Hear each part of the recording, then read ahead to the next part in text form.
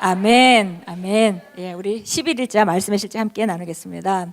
예, 오늘 제목은 믿음은 원수를 향해 드는 방패입니다. 예, 우리가 믿음 많이 얘기하죠. 그리스도인들은 믿음으로 사는 것이 마땅합니다. 의인은 믿음으로 말미암아 살라고 성경이 말씀하고 있습니다. 그런데 믿음에 대해서 믿음은 바로 원수가 쏘는 화살을 다 막아낼 수 있는 방패다, 그런 말씀입니다. 에베소 6장 16절 말씀 같이 읽겠습니다. 모든 것 위에 믿음의 방패를 가지고 이로써 능히 악한 자의 모든 불화살을 소멸하고. 예.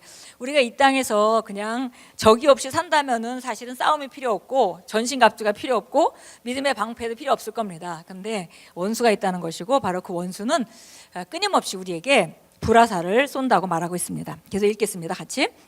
기독교에서 믿음은 우리가 사는 방식입니다. 고린도서 5장 7절은 우리가 믿음으로 행하고 보는 것으로 행하지 아니한다고 말씀합니다. 성경은 또한 믿음이 없이는 하나님을 기쁘시게 하지 못하나니 하나님께 나아가는 자는 반드시 그가 계신 것과 또한 그가 자기를 찾는 자들에게 상 주시는 이심을 믿어야 할지니라고 말씀합니다. 그러므로 성경이 믿음의 방패를 들라고 할 때 이 믿음이라 불리는 특별한 영적 방패가 있다는 뜻이 아니라 오히려 당신의 믿음 자체가 방패라는 뜻입니다. 당신의 믿음으로 악한 자를 무기력하게 만들거나 모든 불화살을 소멸시킬 수 있습니다.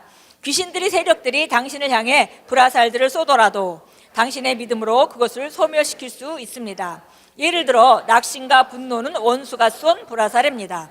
스스로 급작스럽게 안으로부터 분노와 낙심을 자아내는 사람들이 있습니다. 또 어떤 사람들은 어떤 물체나 사람이 없는데도 갑자기 자신이 단단한 물체로부터 얻어맞은 느낌을 받기도 합니다. 그것이 원수의 불화살입니다. 몇몇 사람들에게 그것은 사라지지 않는 날카로운 고통처럼 느껴지기도 합니다. 그러나 하나님께 감사드립니다. 소위 원수의 이런 불화살들은 당신이 가진 믿음의 방패를 당해내지 못합니다.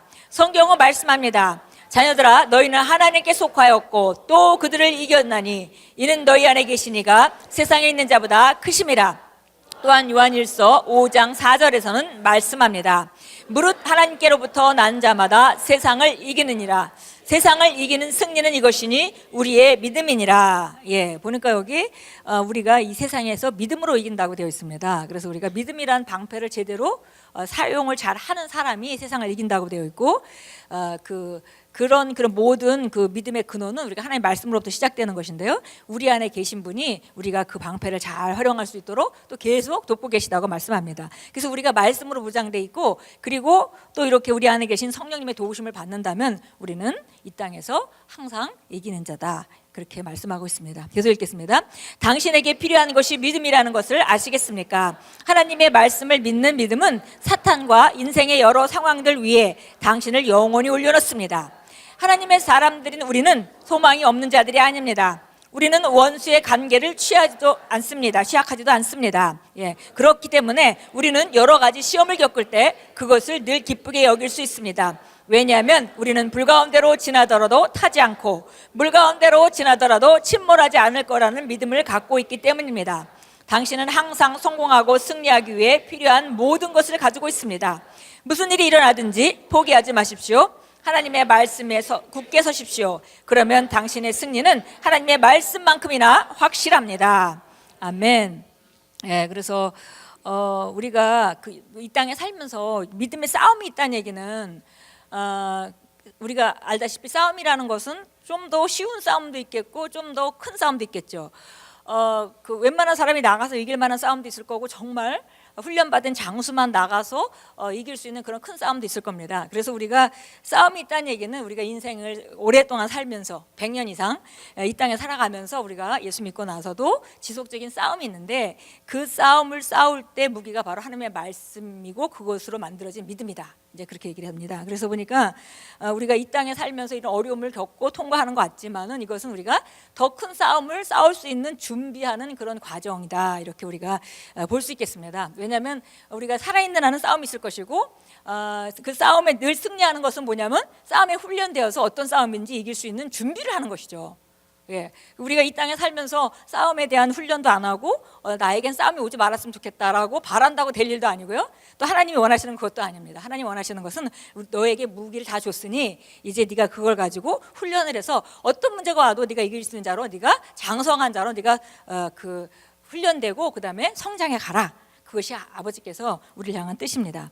예, 그래서 우리가 나름 사람들마다 다 싸움이 있어요. 어떤 사람은 작은 것 갖고 싸울 것이고, 어떤 사람은 또 큰 하나님의 나라를 위해서 싸우고, 그 싸움이라는 것은 항상 내가 너끈히 이길 수 있으면 그거는 싸움이 아니죠. 싸움이라는 것은 내 한계에 도달하기 때문에 싸움이라고 말합니다. 그래서 뭐 그 쉬운 싸움을 싸우면 그건 별로 우리가 신경을 안 써도 될 겁니다. 그러나 우리가 항상 그 삶 가운데 때로 우리가 싸움이 있을 때 그 싸움은 우리한테 굉장히 힘들어 보이지만 그것이 바로 우리가 싸울 수 있는 그 믿음의 한계에 있는 싸움이라는 것을 우리가 발견할 수 있습니다. 그때마다 우리가 싸워서 이기고 마치 이길 수 없을 것 같은 상황까지 가지만 그래도 끝까지 우리가 하나님 말씀에 의지해서 우리가 싸워서 이긴다면은 그 사람은 더 큰 하나님의 장수로 준비되는 것입니다. 여기 야고보서 보니까 야고보서 1장 2절 4절 이렇게 나왔습니다. 내 형제들아 너희가 여러 가지 시험에 빠질 때면 그것을 모두 기쁨으로 여기라. 이는 너희의 믿음의 시련이 인내를 만들어내는 줄 너희가 알미라.